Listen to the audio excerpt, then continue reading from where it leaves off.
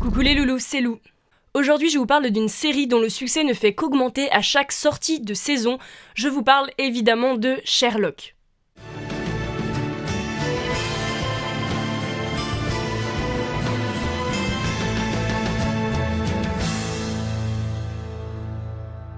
Si vous ne regardez pas cette série, vous en avez probablement entendu parler, notamment en janvier dernier, car la saison 4 est sortie et elle a quand même fait pas mal parler d'elle.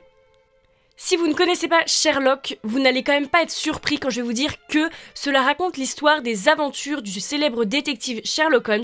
et de son acolyte, le docteur John Watson. À part que, ici, dans cette série, ça se déroule au XXIe siècle. La série s'inspire clairement des œuvres de Sir Arthur Conan Doyle à propos de certaines enquêtes, mais les dérive énormément pour les rendre plus modernes, et je trouve personnellement que ça marche très très bien. Sherlock Holmes est un sociopathe camé et le docteur John Watson est un homme qui a été traumatisé par la guerre, et ensemble ils vont résoudre des enquêtes qui d'ailleurs vont petit à petit écorcher la carapace de Sherlock, d'homme sans émotion, sans sentiment. Premièrement, on a une alchimie de duo très impressionnante, alors évidemment le duo d'acteurs et de personnages très impressionnants de Sherlock et John, Benedict Cumberbatch et Martin Freeman, qui fonctionne extrêmement bien, qui est vraiment impressionnant. Ça marche du feu de Dieu, ils sont extrêmement bien ensemble, alors déjà que ça soit physiquement, mais au niveau de leur jeu d'acteur et la façon dont sont écrits les personnages, ça marche très bien. Et moi j'ai adoré le fait qu'ils aient joué sur ce qu'on ne sait pas forcément clairement dans les livres, c'est la peut-être relation homosexuelle entre les deux personnages qui est toujours implicite et on n'est jamais très sûr. Ils ont joué là-dessus dans la série sans aucun scrupule et ça marche extrêmement bien et ça apporte évidemment une touche d'humour parce que pareil dans la série, il n'y a rien qui montre que tous les deux sortent ensemble. D'ailleurs, à un moment... non. Et là-dessus, ça joue très très bien. Il joue aussi très bien sur les théories des fans que peuvent faire après chaque épisode, etc. Et là-dessus, je dis bravo à cet autre duo qui est le duo de réalisateurs, créateurs, scénaristes de Mark Gatiss et Steven Moffat, qui sont aussi le duo qui s'occupe de la série Doctor Who. Alors, ils ne réalisent pas chaque épisode, ils n'ont pas écrit chaque épisode, du moins pour Doctor Who, mais c'est eux en gros les concepteurs de Sherlock et je trouve qu'ils font un travail formidable. Déjà on a la réalisation qui est très très moderne, évidemment ça se passe au XXIe siècle et comment parler mieux du XXIe siècle que de notre avancée technologique, mais pourtant ça convient quand même parfaitement aux aventures de Sherlock Holmes qui, quand même ça peut paraître bizarre, mais on se retrouve avec un Sherlock qui est sur Twitter, on a le docteur John Watson qui écrit un blog sur leurs aventures et au milieu de tout ça, on a tous ces trucs technologiques que moi j'aime énormément qui sont que à chaque fois que quelqu'un reçoit un message, on a le message qui s'affiche à côté d'eux, mais ça fait pas ridicule, ça fait extrêmement bien, et même au niveau de la façon de filmer, des plans, des dialogues, du montage et de toute l'énergie de l'épisode, c'est extrêmement moderne, et notamment, on se retrouve avec un format qui, et il me semble de plus en plus courant aujourd'hui, c'est un format d'1h30 sous forme de film. Alors, quand je dis courant, il y a quand même pas beaucoup de séries qui ont des formats avec des épisodes d'1h30, mais j'ai l'impression quand même que les séries ont tendance un petit peu à avoir des épisodes qui se rallongent, et là, ça a été vraiment rallongé au plus possible, 1h30 par épisode, ce qui fait qu'on a du coup 3 épisodes par saison, et pour l'instant que 4 saisons. La grande douleur avec Sherlock, c'est que quand on a suivi depuis le début, entre chaque saison se déroulait 2 ans, avec évidemment un énorme suspense à la fin de chaque saison, histoire de bien vous dévorer pendant 2 ans. Évidemment, après, la saison suivante se déroule quand même assez vite, en l'espace de 3 semaines, donc avec 3 épisodes par saison, ce qui fait que ça vous dévore bien, mais les épisodes sont tellement bien que vous ne pouvez pas en vouloir, ou alors vous en voulez au contraire énormément au réalisateur, mais vous êtes tellement passionné que qu'est-ce que vous voulez faire de toute façon ?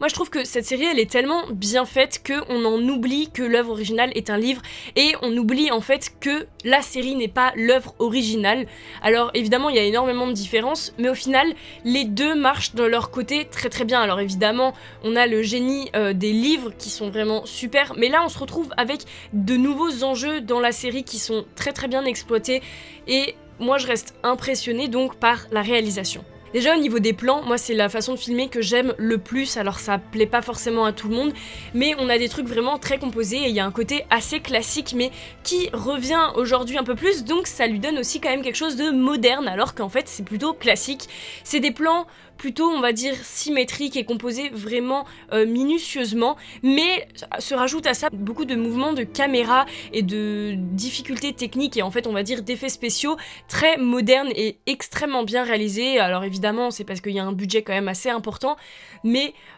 tout ça marche tellement bien et ça fait effectivement penser plus à des films parce que c'est le genre de choses qui sont moins osées dans des séries. Et on a une colorimétrie qui est très vive, c'est-à-dire les couleurs qui sont très importantes dans des films qui peuvent faire passer énormément de messages. Là, elles sont vraiment vives et chaudes, et à d'autres moments non, mais elles sont toujours adaptées à ce que ça veut montrer. Et moi, je trouve que c'est le genre de colorimétrie que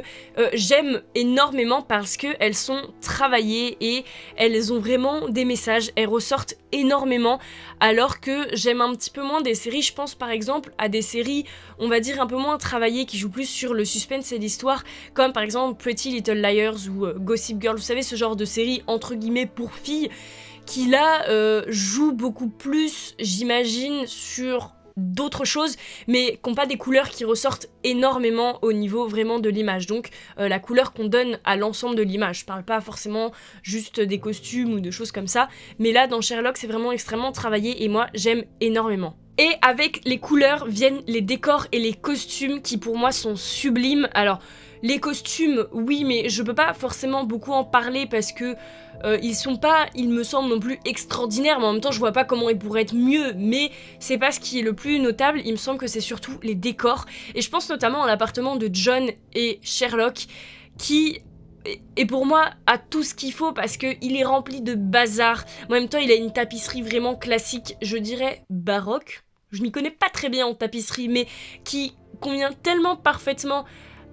à ce qu'ils ont eux, et ce qui est assez marrant c'est qu'on voit jamais leur chambre, on ne voit toujours que le salon et la cuisine, mais c'est exactement ce qu'il faut parce que c'est là où se passe toute la vie, toute leur vie, mais aussi toute la vie en général des gens, c'est quand même dans le salon et dans la cuisine, et là c'est juste génial. Après on a d'autres décors, mais moi ce que j'aime beaucoup remarquer c'est que au final, à part l'appartement de Sherlock et de John, on n'a pas de lieu vraiment récurrent. Au départ on va voir le laboratoire avec lequel travaille Sherlock, on a un petit peu le commissariat de police, mais on les voit vraiment très peu. Et donc au final, on a des lieux vraiment pas récurrents du tout, on a toujours des nouveaux lieux à part cet appartement de confort au final, ce qui nous ramène au confort de Sherlock et John, là où commencent les conflits, où commencent les enquêtes, et là où se termine, où tout est résolu. On a un humour très britannique qui, je dirais, c'est ma propre définition, est subtil, pas si subtil que ça. Moi je trouve ça extrêmement drôle, alors évidemment ça plaît pas forcément à tout le monde, mais moi je trouve ça marche très bien, ça rappelle aussi Doctor Who, les séries comme ça un peu mythiques, et je trouve ça marche parfaitement bien, et c'est du coup une série qui fait rire, nous fait quand même avoir des émotions, nous fait réfléchir parce que toutes ces enquêtes elles sont quand même pas faciles, et honnêtement il y a des moments où à la fois sont difficiles à suivre, mais c'est pas un défaut, c'est justement le fait que Sherlock c'est un être extraordinaire qui réfléchit pas de la même façon que nous, donc forcément on le comprend pas toujours, mais comme on n'est pas des gens si stupides que ça normalement, et ben on finit quand même par comprendre la résolution des affaires. Et dernier point très important, et ben je trouve que ce sont les personnages secondaires qui,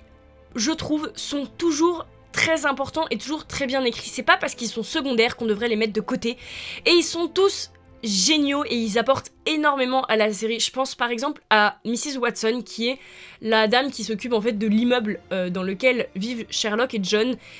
qui est toujours là pour à la fois apporter de l'humour ou juste ce qu'il faut, et qui est extraordinaire. Dans la dernière saison, elle est juste géniale. Alors je peux pas vous dire exactement pourquoi, mais si vous ne connaissez pas et que vous voulez regarder, vous allez découvrir et comprendre assez rapidement. On a le frère de Sherlock qui est aussi un personnage mais tellement en soi drôle, alors que en fait pas du tout d'humour, mais